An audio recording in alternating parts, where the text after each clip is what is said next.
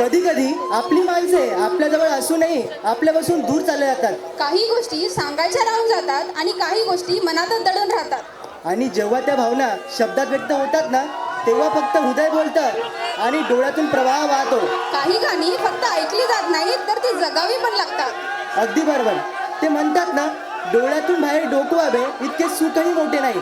डोळ्यातून बाहेर डोकवावे इतके सुखही मोठे नाही आणि पापणाच्या आडोशाला लपावे इतके दुःखही छोटे नाही.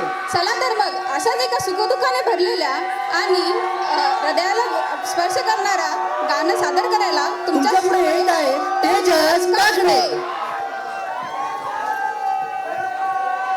Hello hello hello.